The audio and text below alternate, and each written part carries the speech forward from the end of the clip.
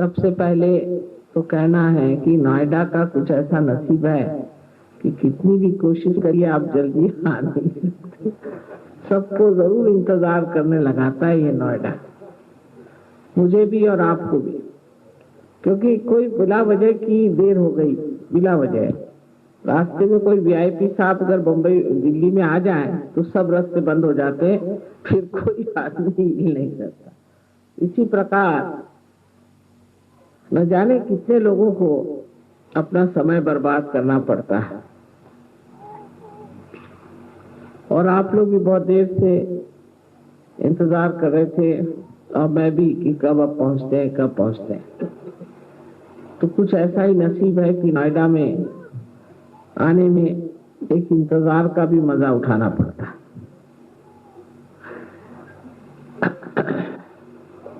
आप लोगों की भी कमाल है कि इतनी देर से आप बैठे रहे और अपनी माँ को मिलने के लिए तो सभी बहुत लालायित होते हैं, पर कलयुग में ऐसा सुना था कि बच्चे तो माँ की परवाह नहीं करेंगे। मैं तो उल्टा ही हाल देख रही हूँ। इसका मतलब कलयुग भी खत्म हो गया, युग भी खत्म हो गया और ये सतयुग आ गया है।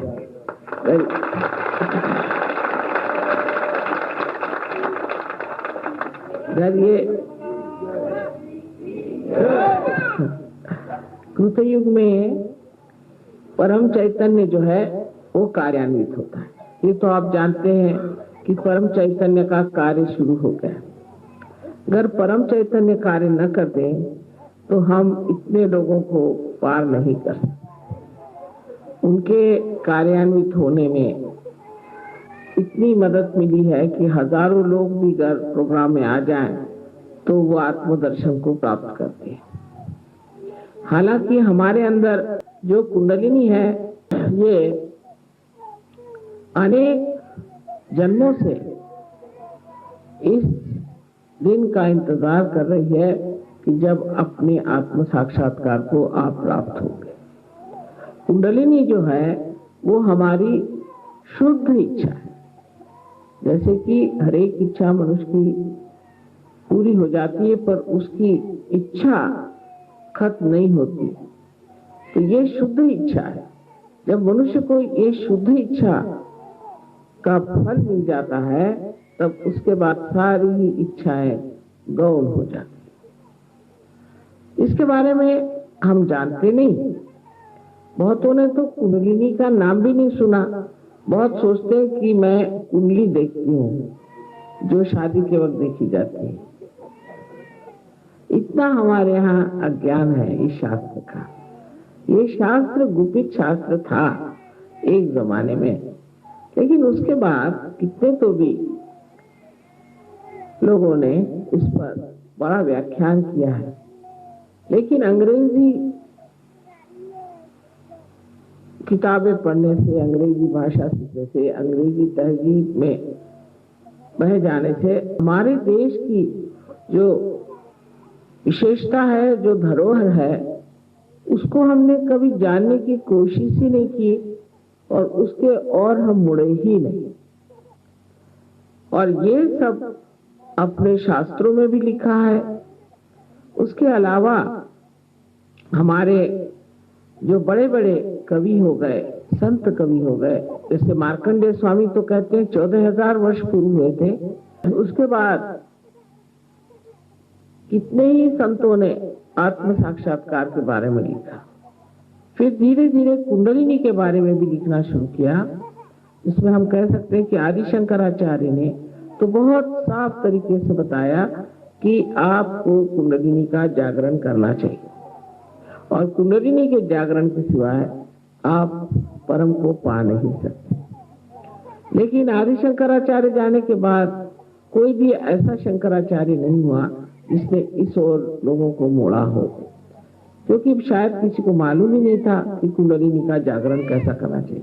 मंदिर बनाए और पूजा पाठ, कर्मकांड, दुनिया भर की चीजें शुरू की, पर जो वास्तविक चीज है कुंडलिनी का जागरण, वो किसी ने भी नहीं किया। उसके बाद हमारे यहाँ 12वीं शताब्दी में एक बहुत बड़े कवि महाराष्ट्र में हो गए इनका नाम था ज्ञानेश्वर।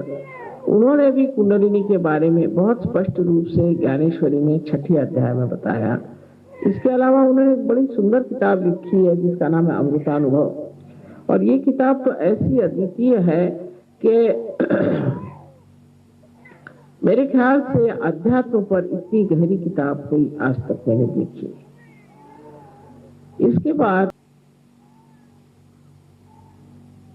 नानक साहब, कबीर साहब, नामदेव, तुकाराम, ऐसे अनेक लोगों ने कुंडलिनी के बारे में लिखा।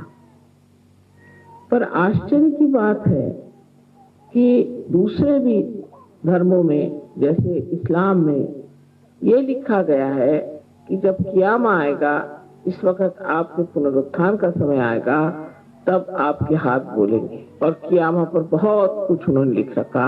कुंडलिनी को उन्होंने आसस कहा। और ईसाई धर्म में भी कहा है कि ये ट्री ऑफ लाइफ है और जिस वक्त तुम्हारे अंदर आत्मदर्शन होंगे तब तुम्हारे अंदर परमात्मा का जो दर्शन होगा वो ऐसा लगेगा जैसी कि बहुत सी प्रज्वलित ऐसी दीप शिखाएं। और ये होता है कि दिखाई, मुझे दिखाई देता है, आप लोगों को भी बाद में दिखाई दे। अब इसके बारे में राजा जनक से लेकर के अभी तक हर आदमी ने अपनी तरह से इसको लिखा, जैसा समय था, जैसी स्थिति थी। लेकिन तब भी ये जनसाधारण को चीज मिल सकती है, इसे जनसाधारण प्राप्त कर सकते हैं, ऐसा जरूर लिखा गया था। लेकिन वो कैसा होगा इसके मामले में कुछ लिखा नहीं है।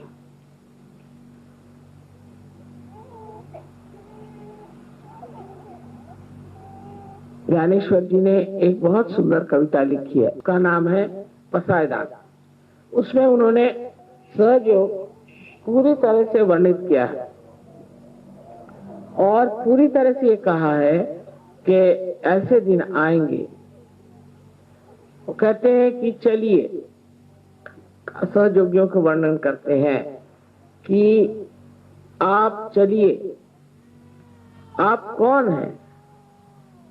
आप जंगल की जंगल हैं कल्पतरु के। कल्पतरु तो आप सब लोग जानते हैं।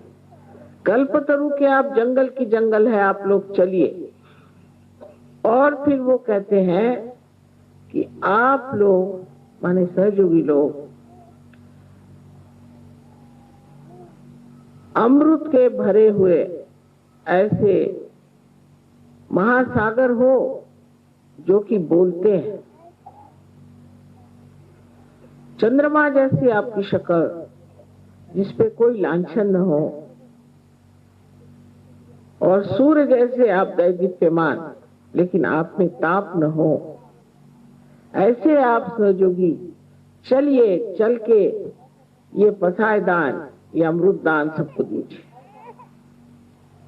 पर उस पर भी इंग्लैंड में एक कवि हो गया, ऐसे तो अनेक कवियों ने लिखा, पर एक कवि लुइस करके हुआ है, उससे तो साफ साफ सहयोग का प्रोसेशन किस तरह से होगा, उसका जुलूस किस तरह से निकला जाएगा, यानी हमारा भी वर्णन उसमें वो 100 साल पुराना करते।